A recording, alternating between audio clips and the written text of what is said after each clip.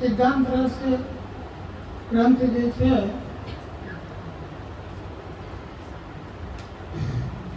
એની અંદર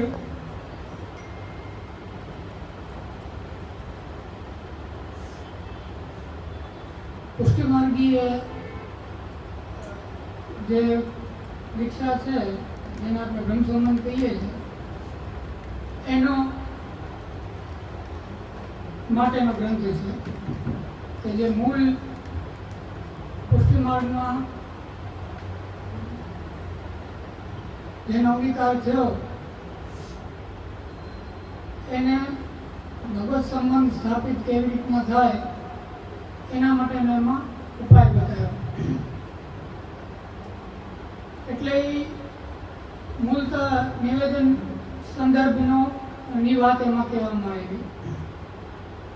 કેમ કે નિવેદન સિવાયની જેટલી પણ ભક્તિ છે એ બધી ભક્તિમાં જે જીવનો દોષ કે જીવની જે સમસ્યાઓ છે એની સાથેની એક પ્રકારની શરણાગતિ છે કે જે કંઈ પણ મારી સમસ્યાઓ છે કે જે કંઈ પણ મારામાં ત્રુટિ છે જે કંઈ પણ દોષ છે એના સહિત હું આપને શરણે છું. એ બીજા બધી ભક્તિમાં કે જે શરણાગતિનો ભાવ પુષ્ટિમાર્ગમાં છે અથવા શરણાગતિની દીક્ષા છે એની પાછળનો ભાવ એ છે કે જે કંઈ પણ શરણાગતિમાં પણ જે કંઈ ત્રુટિ હોય ખાલી ભાવમાં કે દોષ હોવામાં એમાં નહીં પણ આપણી શરણાગતિ જે છે એ શરણાગતિમાં પણ જે ઘટતું હોય એમાં પણ જે ઓછું પડતું હોય એના માટે પણ શરણ જ છે. એટલે વિવેક ધૈર્યશ્રીમાં કીધું કે સર્વથા શરણમ. સર્વદા, સર્વથા ને સર્વાર્થે ત્રણ આપણે ત્યાં શબ્દનો પ્રયોગ કરવામાં આવ્યો છે. સર્વદા એટલે કે બધા કાળમાં, બધા સમયમાં, કોઈ સમય એવો નથી કે જેમાં આપણે શરણાગતિ નથી કરવાની. પછી સર્વથા, સર્વથા એટલે કોઈ પણ પરિસ્થિતિમાં, કોઈ પણ પરિસ્થિતિ એવી નથી કે જેમાં શરણાગતિ લાગુ ના પડતી હોય. એના બધા વિવેક ધૈર્યશ્રીમાં કેટલાય ઉદાહરણ આપ્યા કે ભક્તિ અભાવે પણ એમાં કીધું ભક્તિનો અભાવ હોય એમાં અહંકાર અથવા લોકો તન્માર્ગ કેટલાય બધી સમસ્યાઓ કેટલી બધી પરિસ્થિતિમાં બધામાં એમ કીધું કે શરણાગતિ. એટલે એ જે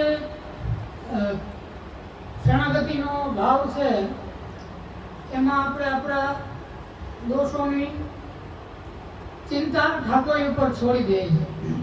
મારા જે કંઈ દોષ છે એના સહિત હું આપને શરણે આવ્યો છું અને મારી ઉપર કૃપા કરો, એ શરણાગતિની વાત છે.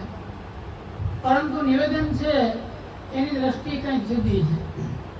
એટલે ત્યાં કહેવામાં આવ્યું કે પંચધા જે દોષ છે સજા દેશ કાલો થા લોકો નિરૂપિતા સંયોગ જા સ્પર્શ જા ન મંતવ્ય કથન ન મંતવ્ય કથન અહીંયા કહેવામાં આવ્યું એની પાછળનું રહસ્ય એ છે કે જો ત્યાં એને સંદેહ શરણાગતિમાં એ થાય કે મારો ઉદ્ધાર નહીં થાય, શરણાગતિ કદાચ ફેલ થાય કે શરણાગતિ કદાચ તૂટી જાય કે નિર્વાહ શરણાગતિનો ન કરી શકે તો બહુમાં બહુ શું થાય, એનો ઉદ્ધાર ના થાય, એનું કલ્યાણ ના થાય, એનું કંઈક અહિત થાય, બીજું કંઈ વધારે એમાં ના થાય.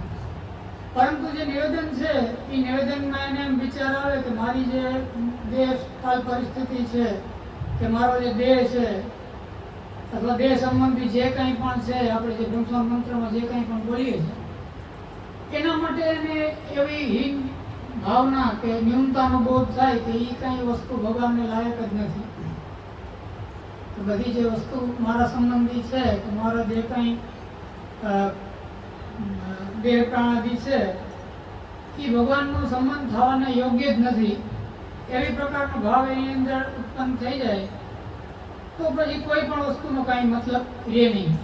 કોઈ પણ સાધનનો કે સાધના પ્રણાલીનો કે કોઈ પણ વસ્તુનો કાંઈ અર્થ રહે નહીં, બધું નિરર્થક થઈ જાય.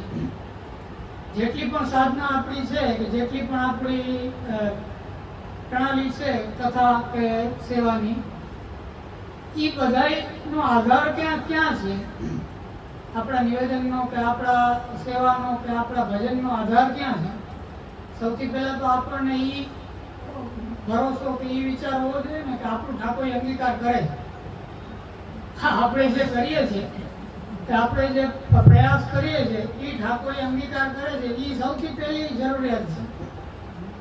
જો ત્યાં જ આપણે વાંધો આવી જાય, ત્યાં જ આપણને ભરોસો ના રહે કે ઠાકોર આપણો અંગીકાર કરે છે કે નથી કરતો, કે આપણામાં જે દોષ છે કે આપણી જે ન્યૂનતા છે એના કારણે ઠાકોરજીનો અંગીકાર થતો નથી, એ ભાવ જો આપણી અંદર આવી ગયો તો બધું નિરર્થક થઈ ગયું. જેટલું પણ આપણે કર્યું હોય એ બધું નકામું થઈ જાય. એટલે એ જે વિશ્વાસ છે એ વિશ્વાસ છે પુષ્ટિ માર્ગમાં સર્વોપરી છે. એટલે શ્રી ગુસાઈજીએ કીધું કે જે કંઈ પણ જીવ છે એ પ્રભુને સમર્પિત કરે છે એ પ્રભુ હસતા હસતા એમાં અંગીકાર કરે છે, એમ શ્રી ગુસાઈજી આજ્ઞા કરે છે. તેની પાછળનું રહસ્ય એ છે, શ્રી ગુસાઈજીના એ વચનો ઉપર જે વિવેચન છે એ વિવેચનમાં એમ કહેવામાં આવ્યું કે એ અંગીકાર કરે છે કે એ કંઈ પણ સ્વીકાર કરે છે એની પાછળનું કારણ એ નથી કે આપણે જે કરીએ છીએ ઉત્તમ છે. કેમ કે તો પાછું સાધનનો બુદ્ધિ આવી ગઈ, સાધનનો અહંકાર આવી ગયો, સાધનની મુખ્યતા થઈ ગઈ. તો પછી નિસાધન ફલાત્મા માર્ગ છે કે નિસાધનતાનો માર્ગ છે એનો કંઈ મતલબ થયો નહીં. એટલે ત્યાં ટીકામાં એમાં આજ્ઞા કરે છે કે શ્રી ગુસાઈજી અહીંયા એમ કહે છે કે હસતા હસતા અંગીકાર કરે છે. એની પાછળનું કારણ એ છે કે મહાપ્રભુ દ્વારા નિવેદિત છે, આચાર્ય દ્વારા આપણે માર્ગમાં નિવેદિત છે, એના કારણે એ અંગીકાર કરે છે. આપણા સાધનના કારણે, આપણા બલના કારણે, આપણી યોગ્યતાના કારણે કે આપણે જે વસ્તુ સિદ્ધ કરી છે એ સારી છે એના કારણે નહીં. કેમ કે આપણે ગમે એટલી સારી રસોઈ બનાવતા આવડતી હોય પણ ભગવાનને લાયક કે ભગવાનને માટે ઉત્તમ વસ્તુ તો આપણે ક્યાંથી કરી શકીએ? આપણને ગમે એટલા સારા વસ્ત્ર બનાવતા આવડતા હોય, ભગવાનને ગમે એવા ક્યાંથી આપણે બનાવી શકીએ? તો કિમાસનમ ગરુડાસનાય કિમ ભૂષણમ કૌસ્તુભ ભૂષણાય, શાસ્ત્ર એમ કહે કે જેને ગરુડરૂપી આસન છે એને તમે હું આસન આપી શકો, જેને કૌસ્તુભ રૂપી ભૂષણ છે એને તમે હું શૃંગાર ધરાવી શકો. એટલે જે શાસ્ત્ર બધી વસ્તુનો નિષેધ કરે છે એ જ શાસ્ત્ર પાછું એમ કહે છે કે પરિચર્યા જ ઉત્તમ છે, ભગવત સેવા છે એ જ સર્વોપરી છે. એટલે એની પાછળનું રહસ્ય એ છે કે વસ્તુનું આપણે નિવેદન કરીએ છીએ એમાં એ પદાર્થનું મહત્વ નથી. કેમ કે પદાર્થનું મહત્વ જો આપણે માનીએ તો આખી જે દ્રવ્ય શુદ્ધિ કે પદાર્થની શુદ્ધિ છે એ અતિશય મહત્વની થઈ જાય. તમે વિચાર કરો કે આપણી પુષ્ટિ માર્ગીય જે અપરસ છે એ શું શાસ્ત્રમાં બતાવેલી દ્રવ્ય શુદ્ધિ છે? નહીં. કેમ કે શાસ્ત્રમાં બતાવેલી દ્રવ્ય શુદ્ધિ જો પુષ્ટિ માર્ગીય અપરસને માનો તો 90% વૈષ્ણવ અપરસ હાલે જ નહીં, બધાની અપરસ ખોટી પડી જાય. કેમ કે દ્રવ્ય શુદ્ધિમાં અમુક વસ્તુ લખેલી હોય એનું પાલન તમે ના કરતા હોય, તમે તો એ પાલન કરતા હોય, તમારા ગુરુદેવે કીધું કે આમ હાલશે એટલે તમે એ હલાવતા હોય. 90% વૈષ્ણવનું છેદ ઉડી જાય, કોઈની સેવાનો અંગીકાર જ ના થાય. તો એટલે એ જે દ્રવ્ય શુદ્ધિ છે એ પુષ્ટિ માર્ગીય અપરસ નથી. પુષ્ટિ માર્ગીય અપરસનો મુખ્ય વસ્તુ એ છે કે મહાપ્રભુની આજ્ઞા પ્રમાણે મારાથી જેટલું થાય ને એટલું હું કરીશ. પુષ્ટિમાર્ગી અપ્રોચનો ભાવ એ છે. પુષ્ટિમાર્ગી અપ્રોચનો એ ભાવ નથી કે શાસ્ત્ર પ્રમાણે જેટલું શુદ્ધ થાય એટલું હું કરીશ. કેમ કે શાસ્ત્રમાં તો નાવાની જરૂર જ નથી. શાસ્ત્રમાં ભગવાનની સેવા કરવા માટે કે ભગવત ભજન કરવા માટે કે ભગવાનની પૂજન એમાં મુખ્ય છે. તો જે પૂજનનો પ્રકાર છે એમાં ક્યાં સ્નાન છે? એમાં તો સ્નાન પરિકલ્પયામી છે.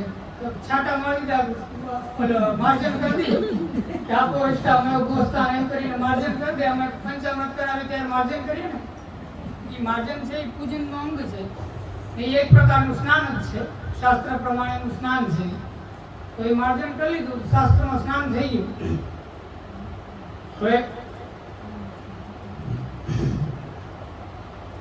એવું આપણે તો હાલતું નથી, આપણે તો નાઈને જાય છે.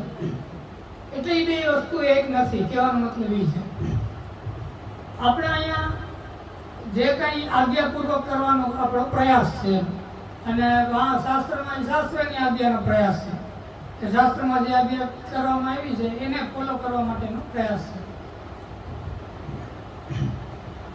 હવે શાસ્ત્રની આજ્ઞાઓમાં એવું છે કે જે કંઈ કર્મકાંડ છે શાસ્ત્રમાં બતાવેલા, એ બધાનું જે માળખું છે, એ બધામાં જરૂરી જે વસ્તુઓ છે એમાં કંઈ આડવડું હાલતું નથી.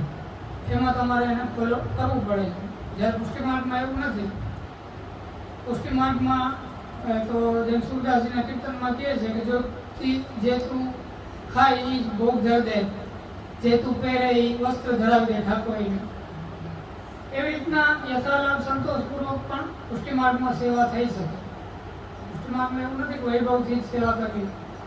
પુષ્ટિમાર્ગમાં એવું નથી કે ભાઈ તમે તમારી આટલા ચાંદીના વાસણ હોય તો તમે ઠાકોરી અંગીકાર કરશે, એવું કાંઈ નથી. પછી કોઈ સોનાની ચમચી હશે તો ઠાકોરી ભોગ કરશે, એવું કાંઈ નથી. પરંતુ જે આપણાથી બને વિશેષ, આપણે જેને યજ્ઞદિષ્ટ ધર્મ લો કે યચ્છાતિ પ્રિયમાત્માને, જે કંઈ તમને પ્રિય લાગતું હોય, જે કંઈ તમને ઉત્તમ લાગતું હોય એને ભગવાન હારે જોઈન્ટ કરવાની તમે ટ્રાય કરો. એટલે એનાથી શું થશે કે આપણે એના પછી જે ભોગ કરશું એ આપણને બાધક નહીં થાય. કેમ કે ભોગો વિવિધ હોય. સેવાફળમાં આજ્ઞા કરી કે ભોગ છે એ બે પ્રકારનો છે, લૌકિક અલૌકિક છે. એક લૌકિક ભોગ છે અને અલૌકિક ભોગ છે. લૌકિક ભોગ છે એ ત્યાજ્ય છે, અલૌકિક ભોગ છે એ તો ફલ છે. ફલ ક્યાંથી ત્યાજ્ય હોય? તો અલૌકિક ભોગને ભગવાનની સાથે જોડીને એને ફલની કેટેગરીમાં, ફલની કક્ષામાં મૂકવામાં આવ્યું, એને પ્રતિબંધની કક્ષામાં મૂકવામાં નથી આવ્યું. વિચાર કરો, જે અલૌકિક ભોગ છે તમે ઠાકોરીને ભોગ ધરીને મહાપ્રસાદ લીધો એ અલૌકિક ભોગ થઈ ગયો. તો એ કંઈ પ્રતિબંધ નથી, તો ફલ છે. ફલની કક્ષામાં હોય એવું પ્રતિબંધ રૂપ થયું જ નહીં. પછી એવી રીતના જેટલી પણ વસ્તુ ભગવત સંબંધી થઈ ગઈ એ બધી ફલરૂપ થઈ ગઈ, પ્રતિબંધ રૂપ રહે જ નહીં. અને ભગવત સંબંધી રહિત જે વસ્તુઓ છે એ બધા પ્રતિબંધનો બોધ છે, એ પ્રતિબંધ રૂપ છે. અને એ પણ પ્રતિબંધ રૂપ છે. પણ કોઈ પુષ્ટિમાર્ગમાં આવ્યો કે બ્રહ્મસંબંધ લીધું, અને બ્રહ્મસંબંધ લીધું એટલે પહેલે જ દી એને નિવેદન સિદ્ધ ના થઈ જાય. કે પછી જેમ આચાર્ય શરણના અને સુરસાઈજીના પ્રસંગોમાં આવે છે કે શરણ આવ્યો કોઈ જીવ અને ધોતીનો જલનો છાંટો ઉડાડી દીધો ને એને લીલાનો અનુભવ થવા માંડ્યો. એવી આશા આપણે અત્યારના આધુનિક કાળમાં રાખવી નકામી છે કે તરત કોઈને સીધો લીલાનો અનુભવ થવા માંડ્યો. પરંતુ જે એના ભાગ્યમાં હશે, જે કંઈ પણ ઉત્તમ જેને મળી શકતું હશે એને પ્રાપ્ત થાય. જેમ શ્રી ગોકુલનાથજીએ સર્વોત્તમજીની ટીકા લખી, બડી ટીકા જેને આપણે કહીએ છીએ, એ ટીકામાં સંદેહ વ્યક્ત કર્યો કે આ પુષ્ટિમાર્ગમાં આટલા બધા જીવનું બ્રહ્મસંબંધ થાય છે, કેટલા બધા લોકો બ્રહ્મસંબંધ લેવા આવે અને બ્રહ્મસંબંધ બધા એમ થાય, આટલા બધાને કંઈ થોડી લીલાનો અનુભવ થાય, આટલા બધા લીલામાં થોડી જાય. હજી આપ એનું નિરાકરણ કરે છે કે બધાયનો અધિકાર કંઈ ગોપીજનો જેવો ના હોય. જે બ્રહ્મસંબંધ લીધું કે પુષ્ટિમાર્ગમાં આવ્યા એ બધાએ કંઈ ગોપીજન ના થઈ જાય. પરંતુ ભગવત સંબંધી ચોક્કસ છે. બધાએ ભગવત સંબંધી છે એટલે કંઈક ને કંઈક પશુ પક્ષી એમાં આવી જાય. લીલામાં પશુ પક્ષી ઉત્તમ છે. જે યમુનાજીના તટમાં છે જલમાં છે, તટમાં છે, વૃંદાવનમાં છે, પશુ પક્ષી છે, મોર છે, ગાય છે, વાંદરા છે, ઘણા બધા પશુ પક્ષી છે. એ બધા પશુ પક્ષીને પણ ઉત્તમ ગણવામાં આવ્યા, એ બધા લીલાનો જીવ ગણવામાં આવ્યા. તો કહેવાનો મતલબ એ છે કે શ્રી ગોકુળનાથજી એમ આજ્ઞા કરે છે કે એનો અધિકાર જ્યાં કંઈ જેટલો કંઈ હશે એ એને પ્રાપ્ત થશે. અને એનું પછી ઉદાહરણ આપ્યું કે ભગવાને જ્યારે વેણુનાથ કર્યો તો વેણુનાથ બધાને સંભળાણું, વ્રજમાં પણ બધાને સંભળાણું, ગોકુલમાં પણ બધાને સંભળાણું. હવે ગોકુલમાં બધાને સંભળાણું, ગોકુલના કંઈ બધા જીવ છે એ સર્વાત્મ ભાવવાળા નહોતા. કેમ કે જે ગોપીના પતિઓ જે હતા કે જેને ગોપીજનોને રોક્યા, એ રોક્યા એ જ બતાવે છે કે એનો સર્વાત્મ ભાવ નહોતો એ પતિઓમાં. તો એ સર્વાત્મ ભાવ રહિત જે ગોપના પતિ હતા એ શું અંગીકૃત જીવ નહોતા? એક પ્રશ્ન થાય ને એમ. હવે એ ગોકુલમાં જ રહેતા હતા અને એણે ભગવાનનો વેણુનાથ એણે પણ સાંભળ્યો અને એણે ગોપીજનોને રોક્યા અને એના કારણે એ ગોપીજનોના આપણે અંતર્ગ્રહતા કહીએ કે એને ત્યાં ને ત્યાં જે કંઈ ફલ મળવાનું હતું એ મળી ગયું, એ રાસમાં એનો પ્રવેશ ના થયો. તો એ જે ગોપના લોકો હતા અથવા એ જે ગોકુળના લોકો હતા એ બધાનું શું થયું? એ બધાનો શું અધિકાર? તો કહેવાનો મતલબ એ છે કે એ બધા પણ અંગીકૃત જીવો છે, એ બધાનો પણ અધિકાર છે, પરંતુ એનો અધિકાર ઓના જેટલો નથી. એનો અધિકાર વ્રજભક્તો જેટલો નથી. વ્રજભક્તો જેટલો અધિકાર તો કોઈનો નથી. ગોપી પ્રેમથી ધજા કીધું, નંદરાજ યશોદાજીનો પણ એટલો અધિકાર નથી જે વ્રજભક્તોનો અધિકાર છે. સર્વાત્મ ભાવ જેનો સિદ્ધ થયો એનાથી ઉત્તમ અધિકાર તો કોઈનો બતાવ્યો નથી. તો કહેવાનું તાત્પર્ય એ છે કે આખા ગોકુળનો ભગવાન અંગીકાર કર્યો છે અને બધાને વેણુનાથ સંભળાણું, પણ બધા ઉપર એની અસર અલગ અલગ થઈ અને બધાની અંદર નિરોધ સિદ્ધ થયો, પણ અલગ અલગ રીતનો થયો. કોઈને કંઈક અર્થમાં થયો, કોઈને કંઈક અર્થમાં થયો. એવી રીતના પુષ્ટિમાર્ગમાં અંગીકૃત જેટલા પણ જીવો છે જેનો પણ સંશોધન થયું છે અને પુષ્ટિમાર્ગમાં આવ્યા છે એ બધાનો અંગીકાર છે, પણ અલગ અલગ રીતના અધિકાર ભેદથી. કોઈનો કંઈ ઉચ્ચ અધિકાર છે, કોઈનો કંઈ થોડોક ન્યૂન અધિકાર છે, કોઈનો કંઈ એનાથી પણ ન્યૂન અધિકાર છે, કોઈનો મર્યાદા પુષ્ટિમાં અંગીકાર છે, કોઈનો પુષ્ટિમાં અંગીકાર છે. પુષ્ટિ તો અત્યારે દુર્લભ છે, કેમ કે ત્યારે પણ દુર્લભ હતું તો અત્યારે શું કહેવું એમ અત્યારે શુદ્ધ પ્રેમણાથી દુર્લભ પુષ્ટિ પ્રવાહ મર્યાદા ગ્રંથમાં આજ્ઞા કરે છે. શુદ્ધ પ્રેમી જે જનો છે એ પરમ દુર્લભ છે. શુદ્ધ પ્રેમી જનો કોને કહેવાય? શુદ્ધ પ્રેમણાથી દુર્લભ કીધા એ કેને કહેવાય? જે પરમ નિર્ગુણ છે એને શુદ્ધ પ્રેમી કહે છે. એને આપણે તાદ્રશી કહીએ. તાદ્રશી કોટીના તો 84 બે ચાર જ છે, એમાંય વધારે નથી. તો અત્યારે ક્યાંથી હોય? એટલે એ જે શુદ્ધ પ્રેમીજનો હતા એને ત્યારે પણ દુર્લભ કીધા, તો અત્યારે આધુનિક કાળમાં કોઈ અપ્રાપ્ય જેવું છે, એ કોઈને મળે જ નહીં.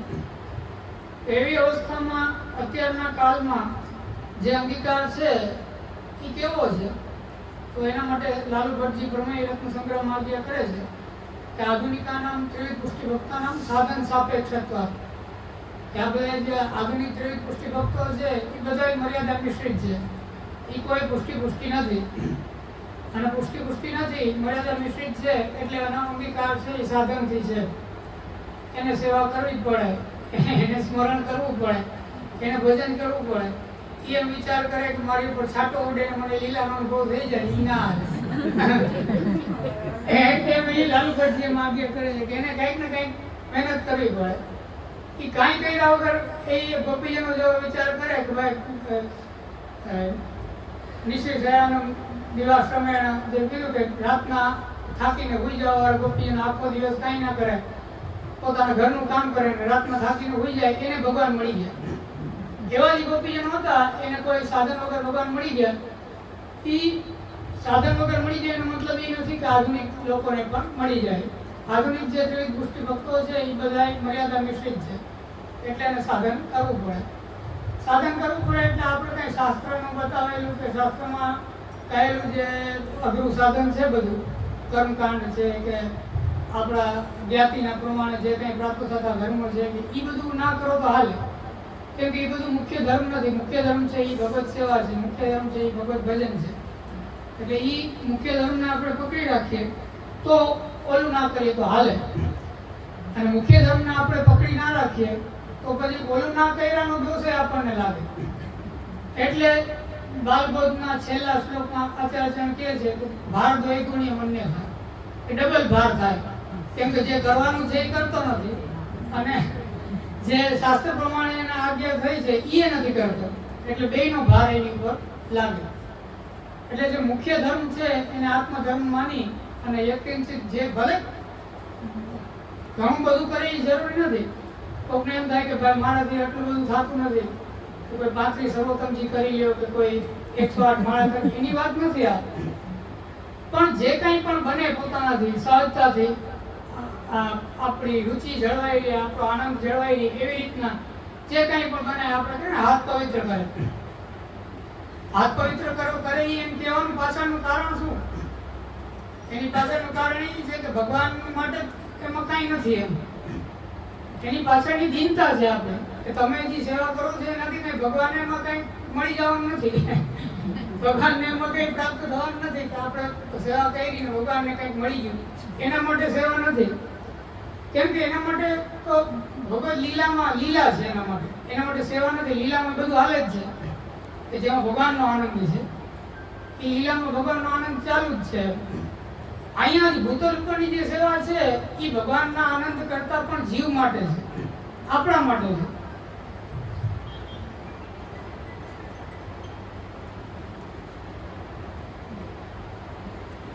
આપણા માટે છે, આપણા માટે છે. એ કારણથી આપણે એમ કહે હાથ પવિત્ર કરીએ કે આપણું કંઈક એમાં સારું થાય છે. ભગવાનનું કંઈ સારું નથી થતું.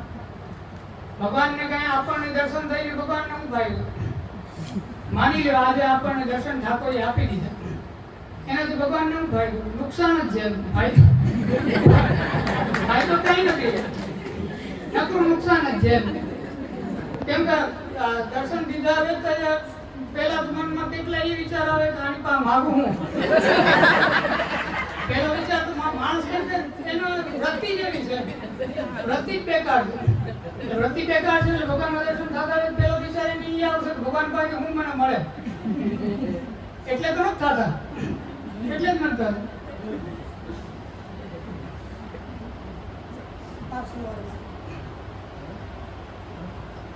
એટલે કહેવાનો મતલબ એ છે કે ભૂતલ ઉપરની જે કંઈ પણ ભગવત સેવા, ભૂતલ ઉપરનું જે કંઈ સાધન અત્યારે આધુનિક કાળનું છે એ બધું સાધન જીવને ભગવાનને સન્મુખ કરવા માટે છે.